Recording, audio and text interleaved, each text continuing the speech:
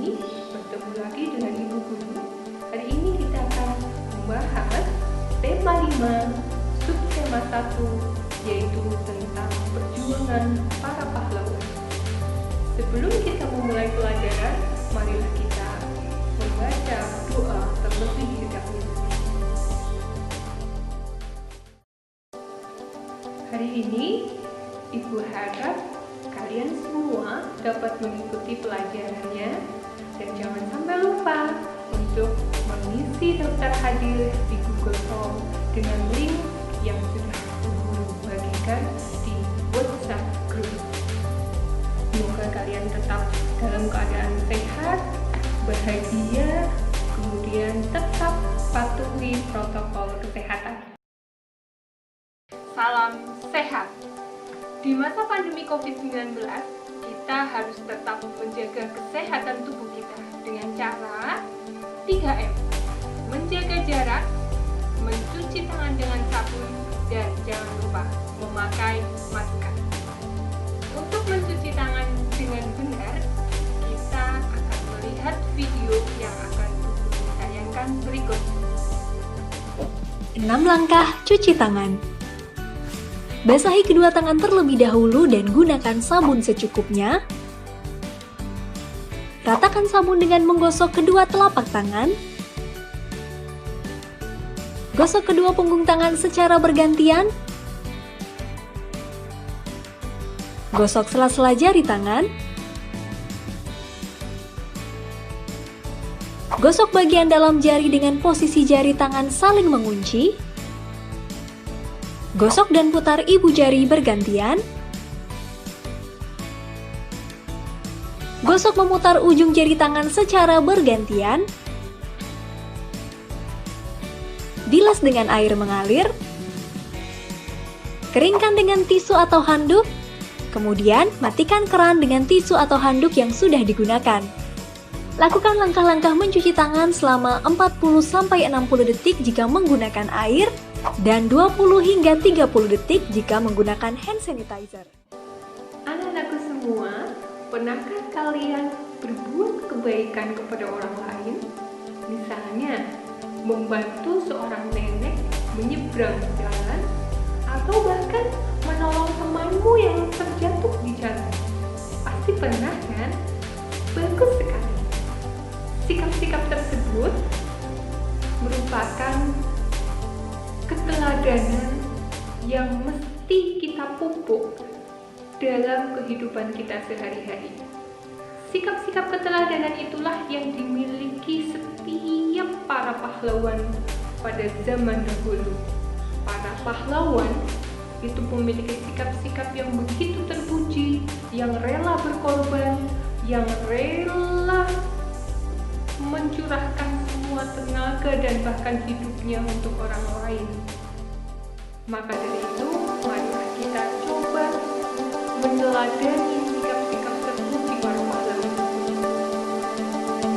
Pada pagi hari ini, kita akan belajar mengenai beragam teks non-fiksi. Menurut kalian, apa itu pahlawan? Coba kalian perhatikan gambar berikut. Ada 3 gambar yang mencerminkan keteladanan dari seorang pahlawan. Yang pertama, coba kalian lihat ketika teman kalian sakit, kalian bisa tengok mereka dan membawakan makanan untuk mereka. Coba kalian lihat gambar yang kedua, keteladanan seorang pahlawan juga bisa tercermin ketika kalian peduli terhadap lingkungan kalian. Gambar yang ketiga, keteladanan pahlawan salah satunya juga ketika kita saling menolong dan membantu teman kita. Nah, tolong menolong dalam kebaikan adalah satu hal yang harus kita teladani. Banyak sekali contohnya di dalam kehidupan keluarga, dengan teman, di dalam lingkungan sekolah, ataupun di lingkungan masyarakat.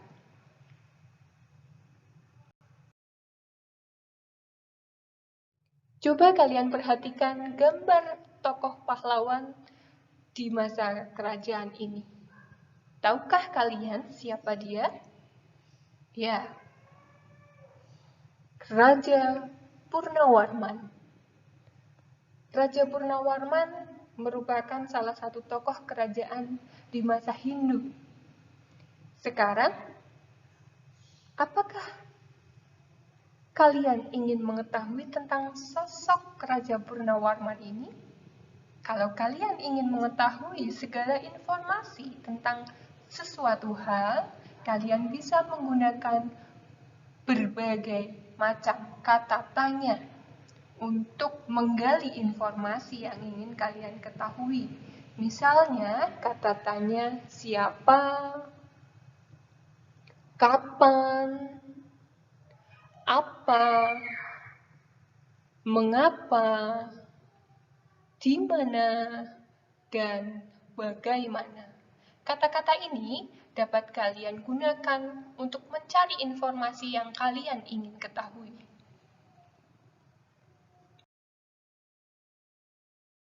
Sekarang ditampilkan sebuah bacaan tentang Raja Purnawarman dengan judul Raja Purnawarman Panji Segala Raja. Kalian dapat pahami dan baca teks ini dengan cermat. Nah, setelah kalian membaca teks tadi, kalian pasti bisa menjawab pertanyaan-pertanyaan berikut. Siapakah tokoh Raja Purnawarman? Coba ingat kembali bacaan tadi. Bagaimana watak yang dimiliki Raja Purnawarman? Ingat kembali. Kapan Raja Purnawarman mulai memerintah kerajaan Tarumanegara? Mengapa rakyat mengagumi sosok Raja Purnawarman? Apa prasasti peninggalan Raja Purnawarman? Mari kita cari tahu dalam bacaan tadi. Nah, sekarang aku tahu ketika kita mendapatkan sebuah pertanyaan, kita harus pahami dulu bacaannya. Kemudian kita akan bisa mengolah informasi yang ada dalam bacaan tersebut.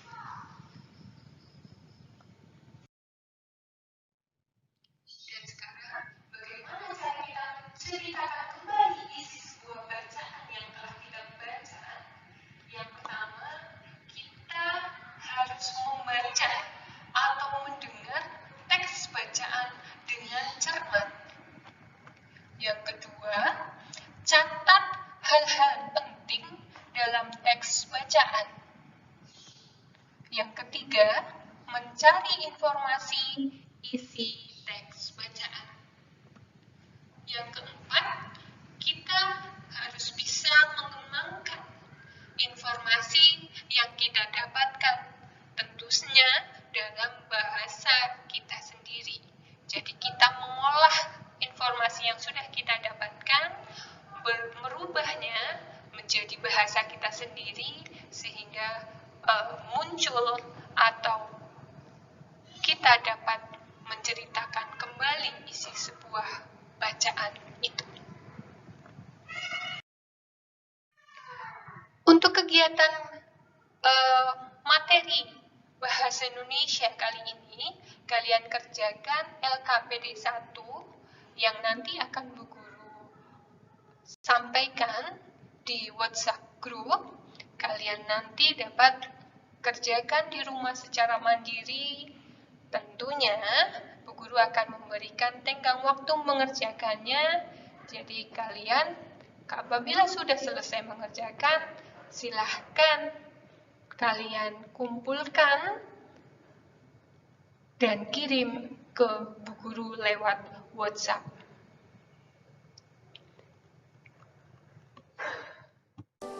Pahlawan merupakan orang yang berjasa dan rela berkorban demi orang lain. Begitu juga dengan tokoh-tokoh pahlawan pada kerajaan Hindu, Buddha, dan Islam. Hari ini, tokoh-tokoh pahlawan masa kerajaan bercorak agama Hindu, Buddha, dan Islam.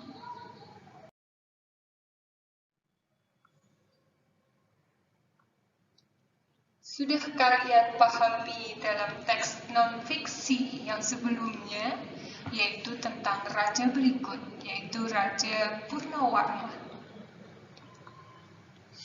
Dalam teks non-fiksi yang lainnya juga, kita sudah mempelajari tentang Sultan Hasanuddin. Sekarang, apa itu pahlawan menurut kalian? Pahlawan adalah orang yang menonjol karena keberaniannya dan pengorbanannya dalam membela kebenaran atau perjuangan yang gagah berani, rela berkorban, dan bermanfaat untuk orang lain. Banyak sekali sikap kepahlawanan yang dapat kita teladani dalam kehidupan di lingkungan kita sehari-hari. Suka menolong, ikhlas, berani, jujur, membela kebenaran, dan kerja keras merupakan sikap kepahlawanan yang perlu kita terapkan dalam kehidupan sehari-hari. Tokoh pahlawan di masa kerajaan di Nusantara kita terdiri dari 3 jenis, yaitu pahlawan di masa kerajaan Hindu, kerajaan Buddha, dan kerajaan Islam.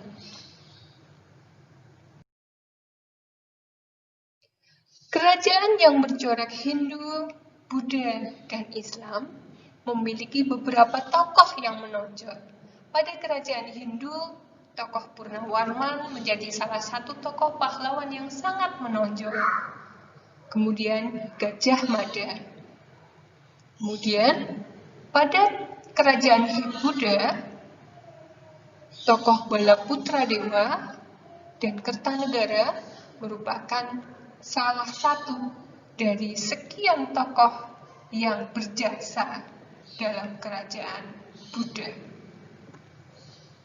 Di kerajaan Islam ada tokoh yang terkenal yaitu Sultan Iskandar Muda dan Sultan Hasanuddin. Nah, sekarang kita ulas lebih dalam lagi tentang tokoh-tokoh tadi, yaitu Sultan Iskandar Muda dari kerajaan Aceh yang letaknya di Pulau Sumatera paling barat sendiri, yaitu Aceh. Kemudian ada Balaputra Dewa, yaitu dari kerajaan Sriwijaya yang letaknya di Palembang atau Sumatera Selatan. Ada kerajaan Kutai yang dipimpin oleh Raja Mula Warman yang letaknya di Kalimantan Timur. Ada Sultan Hasanuddin yang terkenal dengan julukan Ayam Jantan dari Timur. Beliau pemimpin kerajaan Kuatalo, letaknya berada di Makassar. Kemudian ada Gajah Mada dan Hayam Wuruk. Beliau pemimpin dari kerajaan Majapahit. Kemudian ada Raja Kertanegara dari kerajaan Singosari yang terletak di Jawa Timur dengan prasasti Mula Malurung. Kemudian selanjutnya, dari sekian banyak materi tentang tokoh kepahlawanan di masa kerajaan Hindu, Buddha, dan Islam, tentu saja akan sedikit sulit ketika kita hanya menghafal dan membaca materi yang telah Bu Guru sajikan. Kalian dapat menyusun peta konsep tentang tokoh-tokoh pahlawan di masa kerajaan dahulu supaya mempermudah kalian dalam memahami setiap materi tersebut. Untuk menyusun peta konsep, yang pertama, kalian harus tahu terlebih dahulu apa itu peta konsep. Peta konsep biasa digunakan oleh orang yang sedang mempelajari sesuatu hal agar lebih mudah dalam memahaminya. Peta konsep ini adalah mempelajari sesuatu dengan cara mengambil intisarinya atau poin-poinnya dari bagian-bagian yang penting tadi dari suatu hal yang kemudian dibuat dalam susunan gambar atau bagan. Kemudian, langkah-langkah membuat peta konsep yang pertama, kalian pelajari dulu topik materinya. Karena topik yang kita pelajari ini tentang tokoh kepahlawan di masa kerajaan, maka kalian pelajari dulu itu. Kemudian, pilih kata kunci atau poin-poin yang penting. Setelah itu, yang terakhir, hubungkan antara kata kunci tersebut dengan poin-poin penting yang ada di dalam materi. Kalian nanti akan praktekkan bagaimana membuat peta konsep dalam LKPD yang kedua untuk hari ini. Kalian bisa melihat dan mendownload video dalam YouTube yang Bu Guru tampilkan di LKPD. Silahkan kalian searching di situ, kalian lihat dan amati video tersebut untuk memperdalam pendalaman kalian terhadap materi tokoh-tokoh di masa kerajaan. Setelah itu, kalian mencoba untuk memasangkan gambar-gambar yang ada di LKPD ke dalam sebuah tabel yang sudah Bu Guru sajikan di situ. Kemudian langkah yang kedua tadi yaitu membuat peta konsep. Pernahkah kalian merasakan gelapnya mati lampu? Mengapa kalian tidak bisa melihat benda-benda di sekeliling kalian ketika listrik padam? Ya, karena tidak ada sumber cahaya yang menerangi ruangan itu. Nah, apa itu cahaya? Apa itu sumber cahaya? Dan bagaimana sifat-sifat cahaya? Nanti akan Ibu jelaskan. Gambar berikut. Ada seseorang yang sedang menyalakan lilin dalam kondisi gelap di sekitarnya. Tentu kalian sering melakukan hal tersebut, apalagi ketika sedang mati lampu. Kenapa ya? Ketika mati lampu, kita tidak bisa melihat benda-benda di sekitar kita? Ya, hal itu yang akan kita pelajari hari ini, yaitu materi kelas 4, tema 5, subtema 1, muatan IPA tentang sifat-sifat cahaya. Wah, begitu bagus gambar itu. Sebuah cahaya. Apa itu cahaya? Cahaya adalah suatu gelombang elektromagnetik yang dapat merambat tanpa medium. Kemudian, apa manfaat cahaya? Terutama manfaat cahaya matahari, di mana cahaya matahari merupakan sumber cahaya terbesar di bumi. Cahaya matahari sangat bermanfaat untuk makhluk hidup di bumi ini, terutama bagi manusia. Manusia membutuhkan cahaya matahari untuk melakukan aktivitasnya. Begitu juga dengan hewan. Hewan membutuhkan cahaya matahari untuk menghangatkan tubuhnya. Begitu juga dengan tumbuhan. Tumbuhan juga sangat membutuhkan cahaya matahari untuk membantu proses fotosintesis.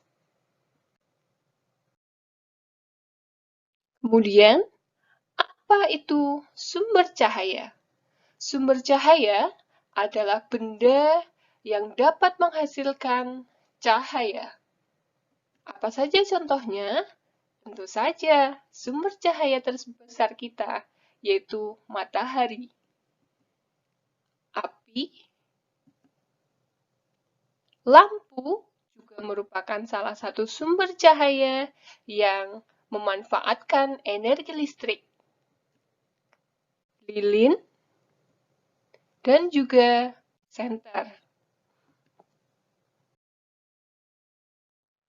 Kemudian, kita akan membahas mengenai contoh sifat-sifat cahaya yang sering kita jumpai dalam kehidupan sehari-hari. Yang pertama, ketika kita melihat penggunaan senter, cahaya senter yang tercipta berbentuk garis lurus. Hal itu membuktikan bahwa cahaya dapat merambat lurus.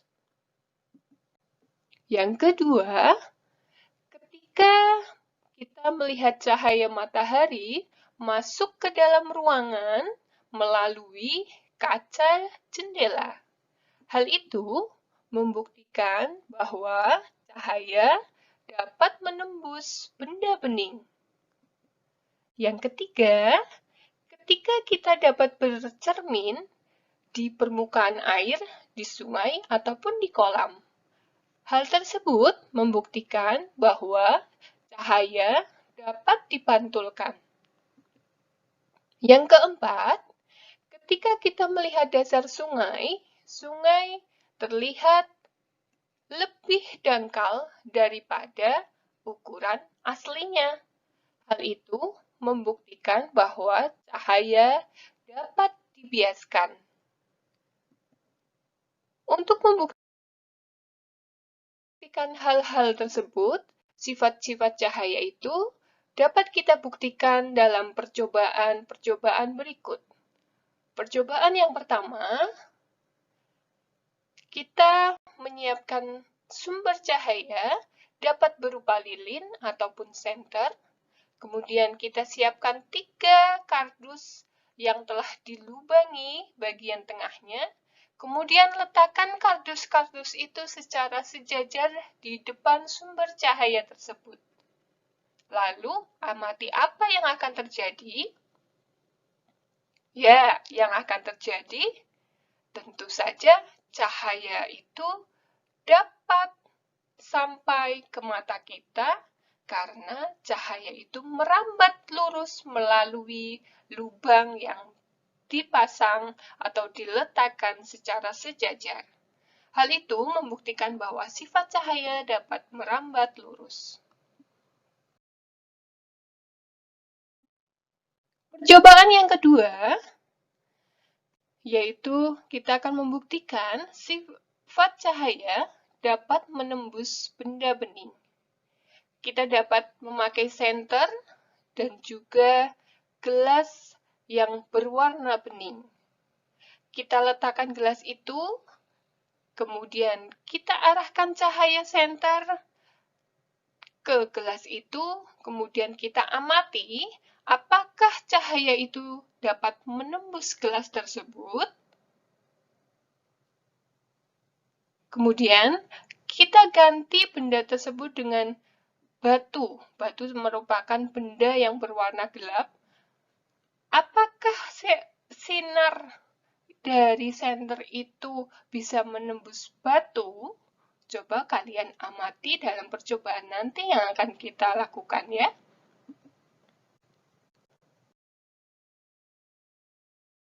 Percobaan yang ketiga akan membuktikan sifat cahaya dapat dipantulkan. Kita dapat menggunakan senter dan cermin. Arahkan cahaya senter pada cermin, kemudian amati kemana arah pantulan dari cahaya senter tersebut setelah mengenai cermin. Percobaan ini dapat membuktikan bahwa sifat cahaya dapat dipantulkan. Percobaan yang keempat. Ini adalah percobaan terakhir untuk membuktikan bahwa cahaya dapat dibiaskan. Dibiaskan bisa diartikan dibelokkan. Kita dapat menggunakan pensil yang diletakkan ke dalam gelas yang berisi air. Kemudian kita amati di samping gelas, kita dapat melihatnya apakah yang terlihat pada pensil itu pensil itu akan terlihat seperti pensil yang patah. Padahal, dalam bentuk nyata, pensil tersebut tidaklah patah. Hal itu karena air dapat membelokkan cahaya. Sebagai sifat yang terakhir yang kita pelajari karena cahaya dapat dibiaskan atau dibelokkan.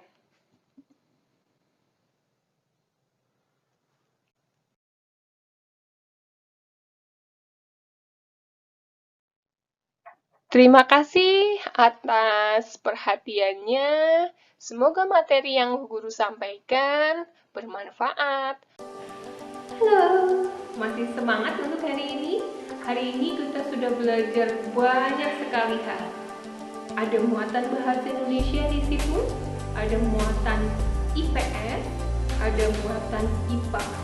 Mudah-mudahan materi yang Ibu Guru sampaikan bermanfaat untuk kalian, dan jangan sampai lupa tugas-tugas yang di LKPD 1, 2, dan 3 segera setorkan ke Ibu Guru agar Ibu Guru dapat koreksinya.